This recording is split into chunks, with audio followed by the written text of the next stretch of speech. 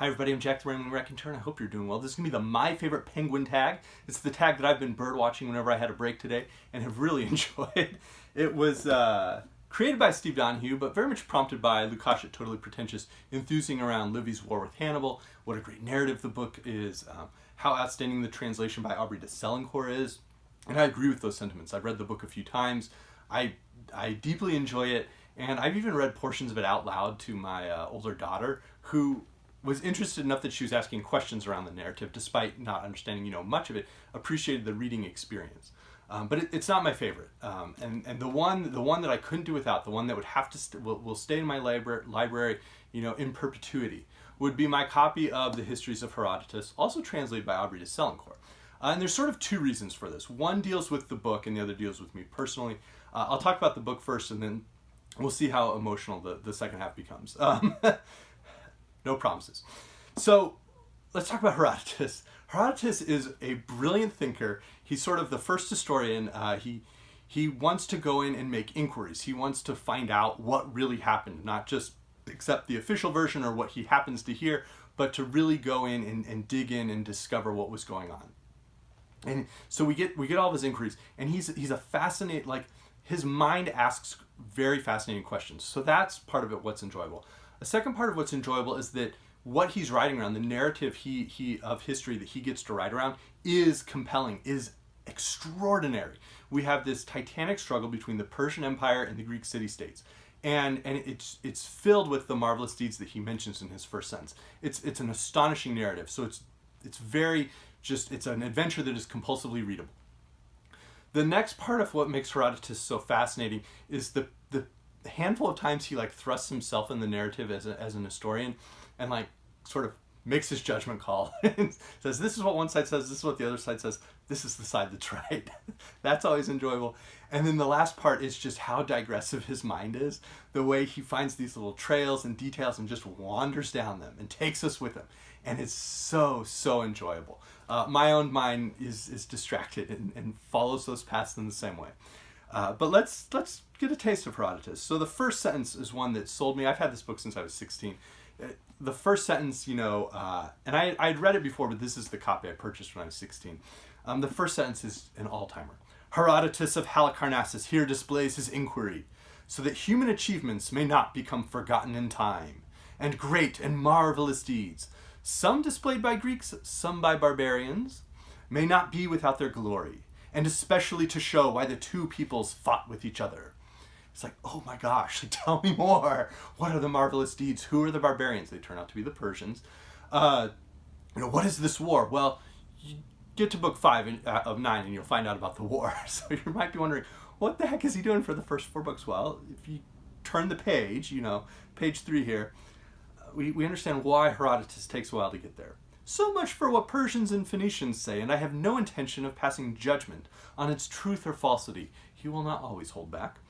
I prefer to rely on my own knowledge and to point out who it was in actual fact that first injured the Greeks. Then I will proceed with my history, 4 books later, telling the story as I go along, of small cities of men no less than of great. For most of those which were great once are small today, and those which used to be small were great in my own time. Knowing, therefore, that human prosperity never abides long in the same place, I shall pay attention to both alike. Absolutely. Yes. He has this sense of perspective of the idea that throughout history, things change, cities change, people change, civilizations change. And so he's going to engage, in examining those changes. His inquiries are not just going to be around the massive war between Greece and Persia, but very much around everything else that was going on leading up to that.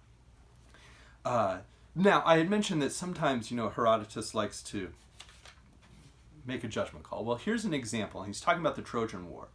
This, then, is the version the Egyptian priests gave me of the story of Helen, and I am inclined to accept it for the following reason. Had Helen really been in Troy, she would have been handed over to the Greeks, with or without Paris' consent. For I cannot believe that either Priam or any other kinsman of his was mad enough to be willing to risk his own and his children's lives and the safety of the city, simply to let Paris continue to live with Helen. And he goes on. Again, Paris was not heir to the throne, and so could not have been acting as regent for his aged father, for it was Hector, his elder brother, and a better man than he, who was to have succeeded on Priam's death, and it was not likely that Hector would put up with his brother's lawless behavior, especially as it was the cause of much distress both to himself and to every other Trojan besides. The fact is, they did not give Helen up because they had not got her. What they had told the Greeks was the truth.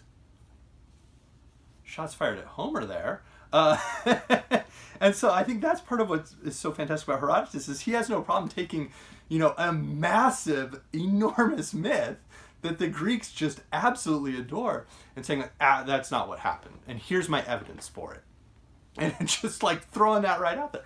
So, Herodotus, there's a certain courage in his inquiries and in his judgments. And then you have the fun, the poetic moments he finds in history.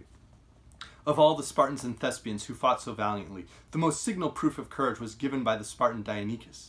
It is said that before the battle he was told by a native of Trachis that when the Persians shot their arrows, there were so many of them that they hid the sun.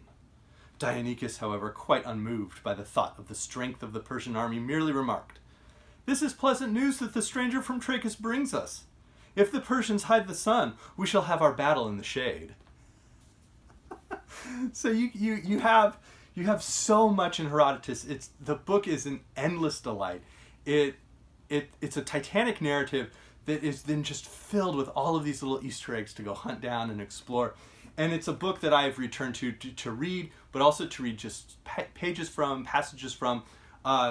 for not this copy, but for over 20 years. It's just a book that delights me. Now, part of the reason this copy is special, and this is where I will become emotional, but we'll see how I do. This is one of the first books I bought at 16 after my father had passed away. And so he helped inspire a love of history and of Greek and Roman history specifically. And so I had read around Greek history, I had read passages from Herodotus before that point. But after he passed away, just bizarrely, one of the first books I picked up was this Penguin Classic. And so then over the next 2 years, as I would cross-country practices are in the morning in Arizona because it's so hot. So we would go and run, and then I'd have, I'd clean up, and then I'd have an hour before school started. So this is like one of the books I would sit and read across that next, 2 years. And so it's a book I took to college, I read in college, discovering that the English patient, the character in the English patient, Almasi, is fascinated with Herodotus. It made me go back and reread passages from Herodotus and just reacquaint myself with how much I love this book. And so it is a book that I have returned to so many times, and I do.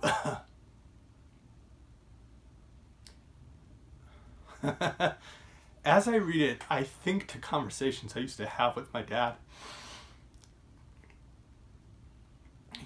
Looking at National Geographics with him.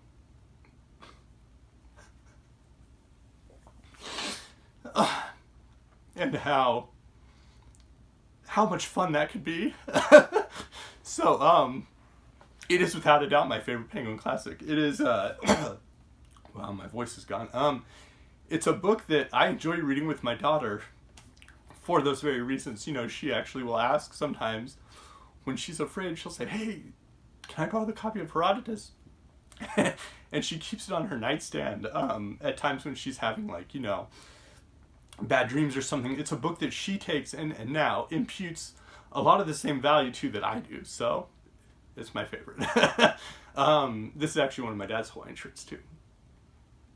Now that said, on a happier note, the folks at the Codex Cantina sort of threw down a gauntlet and asked, "Jack, when are you gonna do a read along of Herodotus?" So I'll do another video, but I'm thinking that in November, maybe there'll be a little, Here Lies Herodotus, because after all, some dreaded him as the father of lies. So we'll do a little Here Lies Herodotus read along through the Histories of Herodotus, because this book is absolutely fantastic. There's much to enjoy in it. So, let me know what your favorite Penguin Classic is. I will say that I've watched the videos. I not only had The War with Hannibal, but I also had Jason's Edgar Allan Poe, The Black Spine, and I had Brian's Upanishads, and I enjoyed all of those videos. I did not have copies of War and Peace, Mrs. Dalloway, or Oh, James Holder showed the Clark Ashton Smith Penguin Classics. That looks outstanding. I have a Return of the Sorcerer anthology of Ashton Smith's, but he's a very fun fantasy sci-fi author if you've never read any. So, anyways, Herodotus above all, you know. So, thank you. Bye.